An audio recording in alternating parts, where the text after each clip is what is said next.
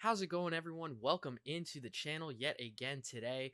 With the major over for stage one of the 2021 Call of Duty League, I thought it would be a good idea to kind of take a step back, reflect on everything that we saw in stage one, and look forward to what's what's to come in stage two. So, if you do enjoy the video, please consider leaving a like, and if you enjoy CDL content, please consider subscribing because it really does help the channel grow. So. With that being said, let's get right into it. So over the weekend, obviously, the Atlanta FaZe took home the grand finals, the stage one major championship, with a 5-2 best of 9 series win over the Dallas Empire after previously 3-0ing them in the winners finals. So utter dominance from them really throughout the major tournament itself, but they were pretty much dominant throughout in the entirety of stage one. I mean, they were 5-0 in group play with a 15-6 map count. They almost lost to Paris, I guess, technically, and almost lost to Optic. But other than that, they were blowing teams out of the water in 3-0 fashions. And then they went 3-0 in the major with an 11-2 map count, which obviously some longtime professional Call of Duty fans might kind of be upset seeing a team take home a major event win with just three series kind of under their belt. But in all honesty, even if there was more matches to be played, I really didn't see anyone challenging FaZe with the way they were playing. I mean, aBeZy and Simp are arguably two of the top 3 best players in the game right now, if not number 1 and 2, which we'll touch on a little bit more later. But obviously there was the drama with Celium snaking early on, or kind of right before the major tournament kicked off this weekend. But, I mean, this team didn't let it distract them. They kind of kept on grinding. You can see sort of, even though he didn't put up the numbers, like big numbers, Arcides, you can already tell the difference he's made with this team. Anytime they went in for an Astro game listening for Atlanta FaZe specifically, you could see he was kind of keeping them calm. The comms were kind of on point, which is something that was obviously missing from this team last year, including like aBeZy just making the ice plays throughout stage one in the major. The way he plays is so important to the team because, he's always aggressive. He's always pushing. It kind of sets the table for everyone else and lets everyone else handle their own job in a sense. So, I mean, you just look at this team top to bottom. Like, we talked about them coming into the season as potentially like historic in terms of the amount of talent on one team going into a season in a league where, a lot of the teams are pretty stacked talent wise. It's a very deep league right now, but this team, like, we even propped them up to an even higher level at that time, and it's come to fruition so quickly. They're the best S&D team in the game without question, in my opinion. And then arguably when their respawn is clicking, I mean, even when it's not, even when they're just playing average respawn, they're already a top 3 team in those game modes. But when they're clicking, I would argue that they are also the best respawn team in the game. So just for them to be this dominant this quickly, it is, if I'm a fan of another team, I would be extremely worried. But if I was a fan of the Atlanta FaZe, I would be extremely excited to see what the rest of 2021 has to offer for the team, and sets the stage for stage 2, obviously, which we can dive into a little bit more coming up. So obviously, if you've watched any of my past videos, you will know that when the initial groups for Group 1 were selected, I kind of talked about how I felt that Group A had so many more good teams in it, in my opinion, heading into that stage, that you were going to see some bad records for some of those teams that I considered more higher tier heading into the season. So, and then obviously, conversely, that would mean that there's teams in Group A that finished with a better record than maybe you would have expected. And overall, I would say that's pretty much how it played out in stage 1. So, that being said, here are my post-stage 1, pre-stage 2 tier lists. I'm going to kind of put that up on the screen now and go over just each tier and why the teams are ranked where they are. You will know, if you're a tier list veteran, that from left to right is better. So the closer you are to the column on the left, the better I see you in that tier. So starting off with S tier, I think it's clear right now, FaZe sits in a tier of their own. We just kind of talked about why in the section previous. So A tier is where I think it gets kind of interesting. There's some discussion to be had. Empire, Chicago, and New York all have things that they still need to work on. If you look at Dallas, I think that it's kind of been the Hook and Crimsix show for them. So they definitely need a little bit more out of Illy and Shotzi.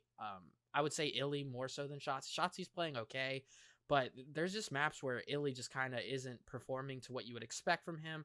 But I don't really think there's anything major for them to worry about. It's just kind of continuing to get better, which with a team that grinds as much as Empire does and watches as much VODs, and they have a great coaching staff over there, I think they'll be fine in the long run and still always be in that top 3 conversation. But there is obviously things they're going to need to work on if they're going to challenge FaZe moving forward. For Optic, obviously, there was questions about their S&D heading into the major, but honestly, they looked fine in that regard. Obviously, there's always room for improvement in S&D, but what was really surprising was their poor hardpoint performances against some of these other top teams. Empire just destroyed them in both hardpoints that they played. New York, I believe, also beat them in a hard point, which heading into the tournament, we were talking about how Optics Respawn were some of the best in the game. I still think their control is the best in the game, despite that 11 versus 4 choke that they had to lose the 3-0 series to New York. But in all things considered, I think moving on now to New York, they've proved that they're a top 4, top 5-ish team. They just have to keep, for me, the biggest thing for them is to just keep grinding, keep kind of learning how each other plays, since this is, like Clayster says a lot, this is a team that has a lot less practice together than a lot of the other teams in the league right now. And to finish where they finished top 3 in the tournament was huge. Just keep getting better, keep finding ways to play together, because that's what'll come with as more time passes, just knowing how each of your teammates plays. And I think Clayster's really good at that, is kind of getting his teams prepared and ready to play together. So again, all 3 of these teams I would be pretty confident in saying will probably remain in the top 5-ish range for the rest of the season. It's just a matter of how good can they get to challenge FaZe when it really matters in the major tournaments, and obviously at champs at the end of the year. So I'm fairly confident in saying those are the A-tier teams, but where it gets a little shaky for me, and where I think there's some real debate to be had, is with the B tier. So the way I have it ranked is LAG, Florida, Thieves, and then Rocker. But to be completely honest, I wouldn't be mad anyway. You had them personally. So if you do have a different tier ranking for this B tier of teams, please drop it in the comments below. But looking at how I kind of see these teams, any of these 4 teams in my mind could be the 5th best team in the game if just a certain couple of things start to go in their directions. For the Gorillas, obviously, they're just so methodical and so consistent. Vivid is one of my favorite young guys to watch in the league right now. If he continues to get better, Apathy has been having these moments where he flashes, that Apathy of old. If he could just sustain kind of at least 80% of prime Apathy play, I think this is a very seriously good team. Assault has been surprisingly consistent for them.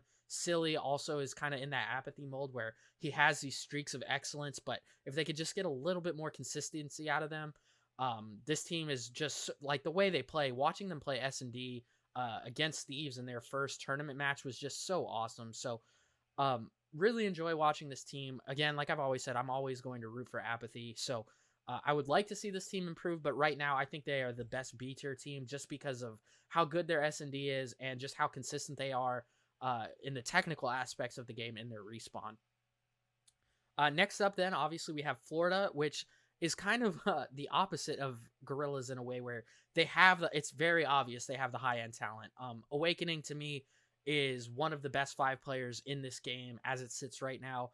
Neptune is in the conversation for best rookie in the league right now.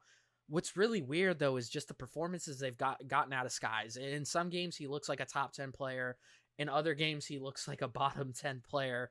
And then, obviously, you have Slack, who, in my opinion, is a very good glue guy. He does the dirty work that you need, but sometimes there's just some boneheaded plays from Slack, and you wouldn't expect that from a guy of his caliber, somebody who's been in the league for as long as he has. So there's just something about Florida that doesn't really make sense. When they did go to Astro team listen-ins for them, it was just discombobulated in the comms.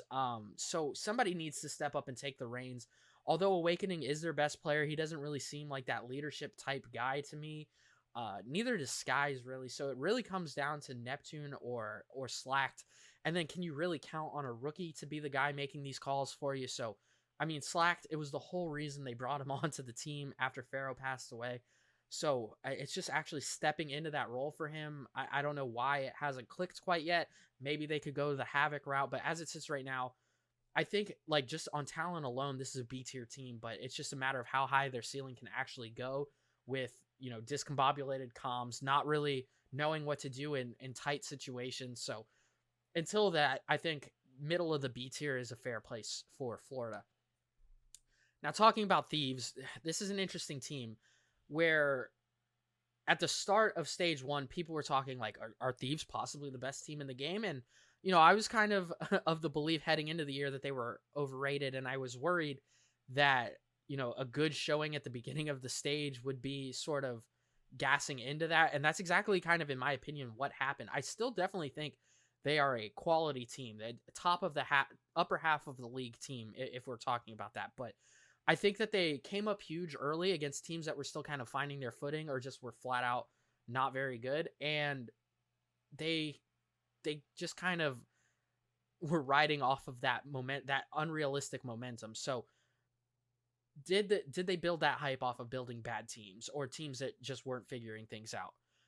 Draza, in my opinion, is sitting right there on the bench, waiting. I would replace Temp with him, in my opinion, as soon as possible. But I know that they still want to ride with Temp out a little bit, see how that, because I know him and Kenny have wanted to play together for a long time. But TJ and Slasher both played well over my expectations through stage one. I think TJ honestly looks like one of the better SMG players in the game. Slasher, I called a below average AR, making me look very stupid throughout stage one. He still looks like a top 6-ish AR in my opinion. And Kenny played pretty solid throughout. I mean, he was positive in pretty much every game mode, I believe. It's just a matter of, can he get back into that prime Kenny form that we saw in World War II? And that's the thing with Thieves. Like they also, to me, have a higher ceiling than Gorillas, like Florida does, but it's just a matter of, can they actually reach that potential? So that'll rely on if and when they bring Draza in, and if and when Kenny can find, his footing, and would require TJ kind of keeping this hot streak and Slasher staying this hot throughout the remainder of the year. So Thieves have a lot of questions, but I do think they have the talent where eventually maybe they can overcome some of these questions that we have about them as it sits right now. And then finally in B tier, the last team I have is Rocker. They are just kind of what they are at this point, right? They desperately need to pick up their game in hardpoint. It's so weird to see a team with, top 5-ish potential be one of the worst teams in hardpoint in the league. I don't know if it's from Priesta playing a little bit out of his comfort zone as a full-time SMG role. But he's just not looked as good as I thought he would heading into I called him a top 5 player heading into the year, and right now you're just really not seeing it from him. I do like their team overall still. I really like the players. Accuracy has been kind of hit or miss, but I think Attach has been playing very well. I think Major Maniac is filling in the flex role pretty well. It's just a matter of Priesta kind of coming back into form, starting down 1-0 basically every series because they can't win a hard point. Kind of puts them in a sticky situation, especially when you consider the fact that if they start dropping S&Ds at a more regular rate, which is what happened to them in the major tournament, this team is going to be in a lot of trouble. So that's kind of why I have them towards the back end of the B tier as it sits right now. But, like I said, if Priesta starts rounding into form, if they start getting a little bit more out of accuracy, maybe they could find their way moving forward. But right now, bottom of the B tier seems fair to me for Rocker, which is where now we talk about C tier, where I have the Legion and Ultra. Kind of different in the way I look at these teams, where Toronto fell so short of my expectations for them, and Paris kind of exceeded expectations that I had for them heading into the year. So Legion is probably the more balanced of these two teams, but like I kind of talked about in Group B, I still think Toronto has a little bit more potential. But as it sits right now, Paris to me is the better team, and I know that Ultra beat them in the major tournament, but I think that was a hard choke from Paris, all things considered. So other than that series against Paris in the tournament, it felt like every bad break Toronto could have possibly got, they got. They had just an incredible series from Cammy at one point, and that was the series where Kleenex completely shit the bed, for lack of a better term. Paris is better than most teams expected, but if Fire doesn't step it up, I think they might need to consider maybe swapping him, which is a shame. He is still a rookie, so there is still chance for him to grow, but I mean, they're getting more than I would have expected them to get from Agua and Classic, so it's just like, can Fire step up? Can Scraps get a little bit more consistent? I mean, Scraps is their best player, without a doubt.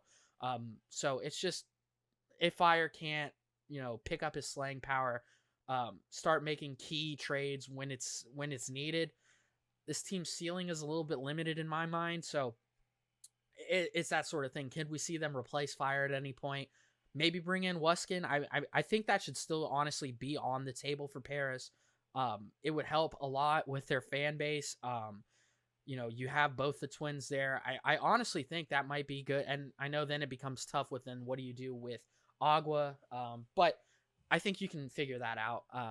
Classic and Scraps on your SMG, move Agua to a flex, and then let Wuskins run the main AR. But obviously, we'll talk about that more if that move ever does happen. And then on the same token, when does Toronto maybe consider bringing Insight on? He just won the NA Cup with Draza's team in the, I believe their team name was the Professional Players. So will they make a change with maybe Bance or Methods? I don't think you can replace Methods right now. Maybe Bance, but he's also kind of hot and cold, which is what this team has been struggling with, all things considered.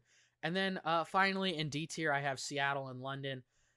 I mean, these are very clearly the two worst teams in my opinion.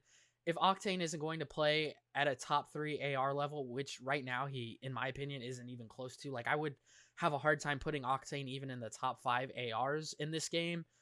Seattle just really has no shot. They're just too inconsistent, and just not like their SMG line. If Pristini is not on fire, there's just not enough firepower there. And then London has been dealt a pretty crummy hand with Zero and Alex in both of their kind of independent situations.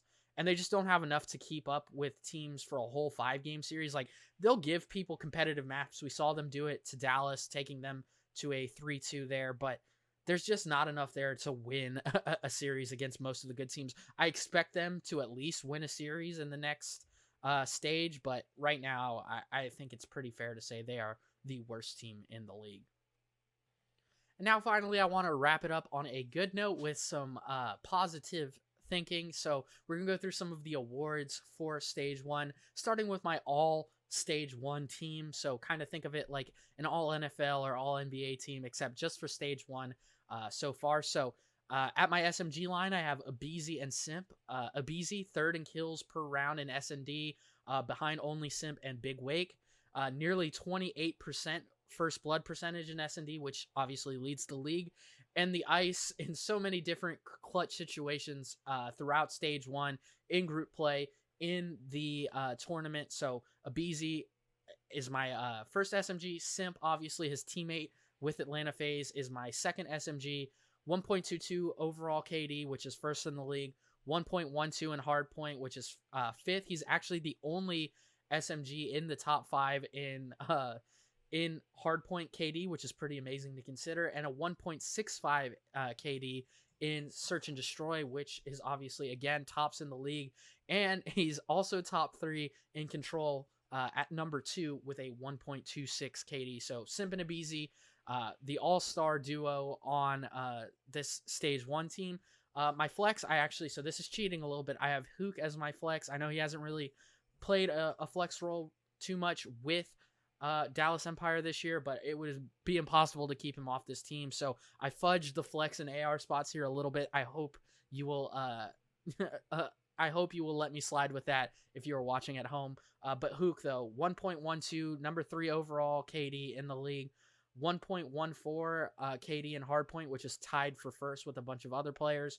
And I think the one thing that stuck out with to me with Hook is just he's an important voice. Anytime you would hear listen-ins with Dallas, his comms are on point. It seems like he's getting the guys into the right spots, which is pretty crazy to consider. Like, obviously they have Crimsix there, but to me, the overwhelming voice of leadership on that team was coming from Hook anytime I heard them. And then finally in the AR spot, I have Dashy.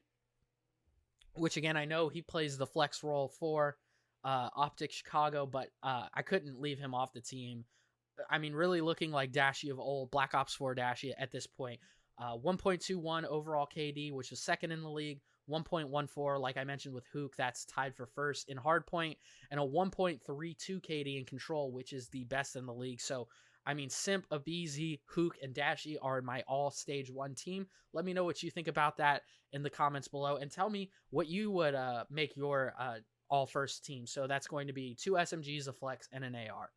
Moving on, we got MVP of stage 1. I would have to give that to Abizi. I would say you could go Simp here, but the way Abizi plays in my mind is what sort of lets Simp kind of take over the map and rake in those kills. He kind of sets the table for the rest of the Atlanta FaZe team. And like I've mentioned countless times already in this video, just the clutch factor that he displayed throughout stage 1, I think easily you could make the case for Abizi being stage 1 MVP. Moving on to rookie of stage 1, I've got DiamondCon.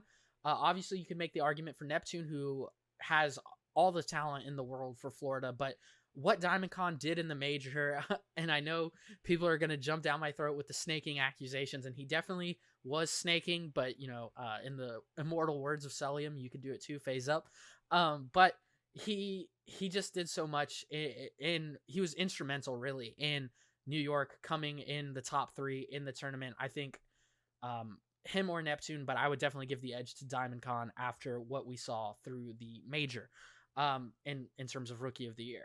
Next, we have the most impressive team, FaZe. We've already talked about it. No explanation needed. Most disappointing team in my mind is Toronto. You could probably say Florida as well, considering I was saying they might be a top 3 team heading into the year, but it's just a matter of these teams kind of letting their talent come to fruition in a sense. So Toronto and Florida, I think Toronto I would give the edge to, but I would say Florida you could consider definitely in this category as well. And next I have top 7 players in the game. So definitely if you want to drop your top 7 players in the comment section below, please do so because I'm interested to see what you all think. But first, let's start off with honorable mention in no particular order. I have Cammy, Asim, Slasher, Kenny, Envoy, Crimsix, Celium, and Arcides. But let's go from 7 to 1 now. So 7th, I have Formal. 6th, I have Clayster. 5th, I have Awakening. 4th, Dashy.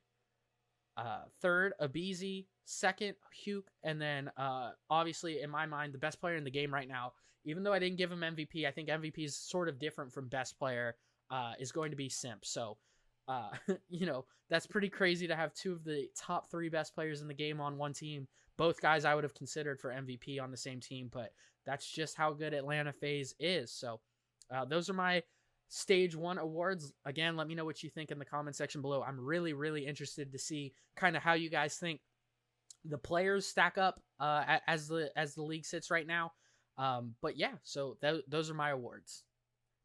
And finally, in closing, I'm going to obviously talk about more of the storylines for Stage 2 and some of the overarching themes of the Call of Duty League in some future videos as the groups are selected for Stage 2.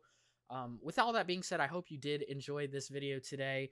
Let me know some of your opinions on these topics. Like I mentioned in the comments below, I'm very interested to see what you guys have to say because it was a very spicy Stage 1 in my opinion. So please consider leaving a like if you did enjoy the video and subscribing to the channel. It really does help go a long way in helping the channel grow. I think right now we're almost at 20 subscribers, which is awesome.